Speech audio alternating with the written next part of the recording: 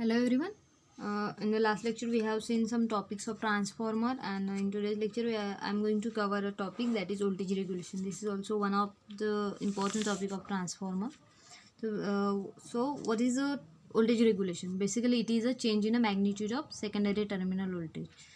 इसका मतलब क्या होता है कि हमारा जो सेकेंडरी टर्मिनल वोल्टेज होता है वो हमें कांस्टेंट चाहिए होता है ना, तो उसमें जो चेंजेस आते हैं उसे हम वोल्टेज रेगुलेशन बोलते हैं। ठीक है, तो यहाँ पे देखिए बेसिकली सेकेंडरी टर्मिनल वोल्टेज क्या होता है। सेकेंडरी टर्मिनल वोल्टेज वो वोल्टेज होता है जो हमें ट्रांसफार्मर के सेकेंडरी में मिलता है। जैसे हमने यहाँ पे सप्लाई वोल्टेज दिया, यहाँ पे फ्लक्स सेटअप होगा और हमारे सेकेंडरी में भी पोटेंशियल डिफरेंस प्रोड्यूस होगा और उसी को हम कहेंगे सेकेंडरी टर्मिनल वोल्टेज। बेसिकली क्या कि सेकेंडरी टर्मिनल वोल्टेज, ये टर्म ही तो बता रही है हमें। सेकेंडरी में जो टर्मिनल वोल्टेज मिलता है उसे हम सेकेंडरी टर्मिनल वोल्टेज बोलेंगे, दैट इज V2। ठीक है, ये बात होगी। तो हमारा बेसिकली क्या होता है, हमें जो सेकेंडरी टर्मिनल वोल्टेज चाहिए होता है तो वो कांस्टेंट चाहिए होता है। जैसे हम अगर मैं कहूँ तो हमारा जो घर में सप्लाई आता है 220 वोल्ट या 230 वोल्ट जो भी है, तो वो जो वोल्टेज होता है वो हमें कांस्टेंट चाहिए होता है। अगर वो कांस्टेंट ना हो तो हमारे घर के जो डिवाइसेस है, टीवी, रेफ्रिजरेटर या जो भी डिवाइसेस होते हैं हमारे घर पे, तो वो माल फंक्शन शुरू होता है। अगर हमारा ये जो सेकेंडरी टर्मिनल वोल्टेज होता है या सेकेंडरी टर्मिनल वोल्टेज से मेरा मतलब क्या है कि ट्रांसफार्मर में जो वोल्टेज आता है ना, वो तो आता है ट्रांसमिशन से फिर हमारे वो सबस्टेशन पे आता है। सबस्टेशन से क्या होता है कि वो उसे हम स्टेप डाउन करते हैं और स्टेप डाउन करने के बाद वो जो हमें वोल्टेज मिलता है 220, वो कांस्टेंट वोल्टेज मिलता है। अगर वो कांस्टेंट वोल्टेज हमारे जो ये डिवाइसेस है घर पे जो लगे होते हैं हमारे डिवाइसेस, जैसे टीवी, रेफ्रिजरेटर, वो इस प्रकार डिज़ाइन किए जाते हैं कि वो सिर्फ कांस्टेंट वोल्टेज पे ऑपरेट करे, है ना। अगर वो वोल्टेज में कोई भी चेंज आता हो, वो कम होता हो या ज़्यादा होता हो, तो उससे क्या होता है, हमारे जो डिवाइस है वो माल फंक्शन करना शुरू करते हैं, मतलब वो ठीक से काम नहीं करते। ठीक है, तो इससे हम क्या कंक्लूड कर सकते हैं, that our voltage regulation should be less और we should have small voltage regulation, है ना, और उसी को हम कहेंगे गुड वोल्टेज रेगुलेशन। तो इसका मतलब क्या है कि जितना हमारा वोल्टेज रेगुलेशन कम रहेगा उतना ज़्यादा हमारा वोल्टेज रेगुलेशन रहेगा। ठीक है, so we can conclude one more thing, that so terminal voltage at the consumer premises does not vary widely as the load changes. जैसे अगर हमारा लोड चेंज होता है तो हमारा जो टर्मिनल वोल्टेज है वो चेंज नहीं होना चाहिए, है ना। चलिए आगे देखते हैं। अगर हम नो लोड की बात करें तो क्या होता है, अगर हम ये जो स्विच है ये हमारा ओपन रखे एस स्विच और यहाँ पे कोई लोड कनेक्ट ना हो, तो हमारा क्या होगा, जो सेकेंडरी टर्मिनल वोल्टेज है वो इक्वल्स टू रहेगा सेकेंडरी इंड्यूस ईएमएफ के। क्यों? क्योंकि यहाँ पे कोई ड्रॉप ही नहीं होगा। अगर लोड ही नहीं रहेगा तो ड्रॉप की तो बात ही नहीं आती। ये हो गया। अगर जैसे ही हम यहाँ पे लोड कनेक्ट करेंगे, इसका मतलब क्या कि ये स्विच अगर हम क्लोज करेंगे तो यहाँ पे सेकेंडरी करंट जो लोड है हमारा, उसमें से करंट फ्लो होगा और उससे क्या होगा कि हमारा जो वोल्टेज ड्रॉप है वो पिक्चर में आ जाएगा। ठीक है, तो यहाँ पे अगर हम I2 फ्लो करवाते हैं तो इससे वोल्टेज ड्रॉप क्या होगा, I2Z2। ठीक है, वोल्टेज ड्रॉप क्या होगा हमारा, I2Z2।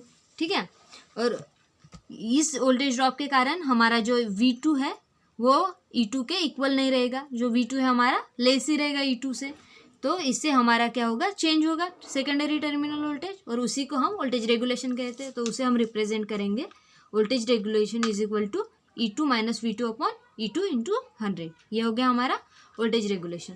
तो हमारा जो वोल्टेज रेगुलेशन है हम दो केसेस में देखेंगे, क्योंकि हमारे जो लोड बोल सकते हैं, तो लोड हमारे होते हैं यूनिटी पावर फैक्टर, लैगिंग और लीडिंग पावर फैक्टर। तो हम उसमें से दो केसेस देखेंगे। एक लैगिंग पावर फैक्टर हो तो हमारा वोल्टेज रेगुलेशन कैसे होगा या हम उसे कैसे कैलकुलेट कर सकते हैं, और अगर हमारा लीडिंग पावर फैक्टर हो तो हम वोल्टेज रेगुलेशन कैसे कैलकुलेट कर सकते हैं। ठीक है, तो चलिए सबसे पहले हम देखते हैं लैगिंग पावर फैक्टर को। चलिए, अगर हमें वोल्टेज रेगुलेशन निकालना है तो बेस्ट वे है कि हम उसे फेजर डायग्राम के थ्रू निकालें, है ना। तो अगर हम फेजर डायग्राम निकालें तो चलिए देखते हैं कैसे निकालेंगे। ये हम लेंगे पहले V2 को, V2 पहले हम निकालेंगे V2 पहले निकालने का मतलब क्या है मेरा कहने का कि हम V2 को रेफरेंस लेंगे, ठीक है।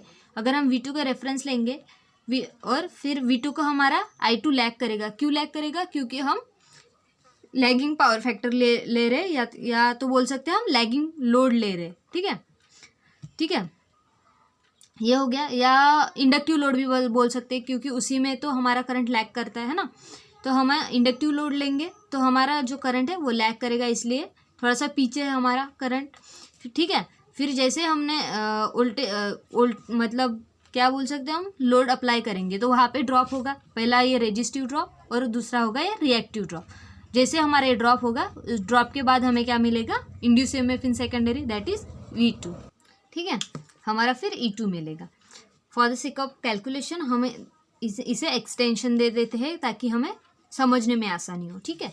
यहाँ पे एक्सटेंड कर दे, जो डॉटेड पार्ट में निकाला है मैंने तो वो एक्सटेंशन है, ठीक है, ताकि हमें अच्छे से समझ में आए। चलिए, तो हम क्या बोल सकते हैं कि ये जो हमारा OC है या इसके बीच का जो ये एंगल है डेल, ये बहुत ही छोटा है, तो हम इसे निगलेक्ट कर सकते हैं और क्या बोल सकते हैं कि OC को हम इक्वल्स टू ले सकते हैं E2 के, ठीक है, या OC इक्वल्स टू OD बोल सकते हैं, ठीक है ना। तो अगर हम ऐसा बोले तो चलिए निकाल लेते पहले OC। तो OC किस चीज़ से बन रहा है? OC को हम लिख सकते हैं OA plus AB plus BC, ठीक है ना, ऐसे लिख सकते हैं। तो हमारा OA क्या है? OA हमारा V2 है। हमारा AB क्या है? हम AB को लिख सकते हैं ना, अगर यहाँ पे हम ज्योमेट्री अप्लाई करें तो हमारा ये जो एंगल है वो सेम लाइन पे होने के कारण ये दो एंगल हम सेम ले सकते हैं, है ना। तो क्या लिख सकते हैं हम? AB को क्या लिख सकते हैं? AE कॉस थीटा, ठीक है, AE कॉस थीटा लिख सकते हैं। तो हम यहाँ पे लिखेंगे AE कॉस थीटा। तो हमारा AE क्या है? I2 R2 है, ठीक है। हमारा AE क्या है? I2 R2 है। हमारा AE जो है I2 R2 कॉस थीटा है, ठीक है, I2 R2 है। सिमिलरली हम BC को भी लिख सकते हैं। BC हमारा DE ले सकते हैं हम, DE साइन थीटा, ठीक है। तो हमारा DE क्या है? I2 X2। तो हम DE को रिप्लेस करेंगे I2 X2, ठीक है। फिर हो गया, जैसे मैंने बोला था कि हम डेल को निगलेक्ट करेंगे और फिर हमारा OC इक्वल्स टू क्या हो जाएगा? E2 हो जाएगा, ठीक है। तो E2 is equal to OC, OA, AB और BC। तो हम अगर OA की वैल्यू डालेंगे यहाँ पे AB और BC की वैल्यू अगर हम यहाँ पे डालेंगे तो हम वोल्टेज रेगुलेशन कैसे रिप्रेजेंट करते हैं? E2 माइनस V2, यहाँ पे 100 लिख लेंगे, ठीक है, E2 minus V2 upon V2 से, ठीक है। तो हमारा अगर हम इस V2 को इस साइड लेके जाए और V2 से अगर हम इसे डिवाइड करें तो हमें क्या मिलेगा? I2 R2 cos theta 2 plus I2 X2 sine theta 2 upon V2 into 100। तो ये हो गया हमारा voltage regulation at lagging power factor. क्या हो गया? ये हो गया हमारा voltage regulation at lagging power factor. तो चलिए अभी हम देखते हैं voltage regulation at leading power factor. तो सिमिलरली हम सेम चीज़ देखेंगे with the help of phasor diagram. चलिए V2 का हम यहाँ पे लेंगे फिर से रेफरेंस। फिर अब हम क्या कर रहे हैं कि हम leading power factor load consider कर रहे हैं। तो हमारा जो करंट है वो लीड करेगा 90 डिग्री से। ये 90 से थोड़ा सा कम ही रहता पर अप्रॉक्सीमेटली 90 डिग्री बोलेंगे, ठीक है। और यहाँ पे भी ड्रॉप होंगे, पहले रेजिस्टिव ड्रॉप फिर रिएक्टिव ड्रॉप और उस ड्रॉप के बाद हमें क्या मिलेगा? E2, that is induce EMF in secondary. चलिए सिमिलरली हम ऊपर इस डायग्राम से बोल सकते हैं कि OC is equal to OA AB minus BC, OA AB minus BC, इसे सब्ट्रैक्ट करेंगे क्योंकि हमें सिर्फ OC चाहिए, ठीक है। ये हो गया, ठीक है। तो हम क्या कर सकते हैं?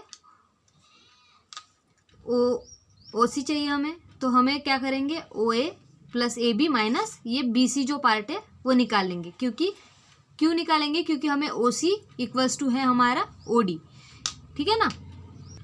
ये हो गया, हमने वो लिख लिए। तो अभी हमारा OA क्या है? OA हमारा V2 है।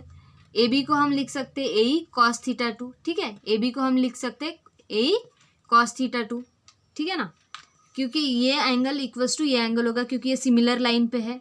ये भी थीटा 2 होगा, ठीक है। ये एंगल भी क्या होगा? थीटा 2 होगा। चलिए तो फिर क्या हमारा ए क्या है, I2 है, I2 cos थीटा 2, ठीक है ना। और हम सिमिलरली BC को भी लिख सकते हैं DE sin थीटा 2, और हमारा DE क्या है, I2 x2 है, ठीक है ना। ये हो गया। जैसे मैंने बोला था कि ये OC is equal to OD, ये दोनों सिमिलर है तो हम रिप्लेस कर सकते हैं E2 से, ठीक है ना। तो क्या लिखेंगे हम, E2 is equal to OC OA plus AB minus BC। ये जो तीनों टर्म है इसकी हमने वैल्यू निकाली है, तो यहाँ पे हम पुट कर देंगे। और हमारा फॉर्मूला क्या है वोल्टेज रेगुलेशन का, E2 minus V2 upon V2। अगर परसेंटेज में निकालना हो तो 100 से मल्टीप्लाई करेंगे, ठीक है ना। तो हम V2 को इस साइड शिफ्ट करेंगे और डिवाइड बाय V2 करेंगे, तो ये हमारा आएगा I2 तो हमारा वोल्टेज रेगुलेशन क्या मिलेगा हमें,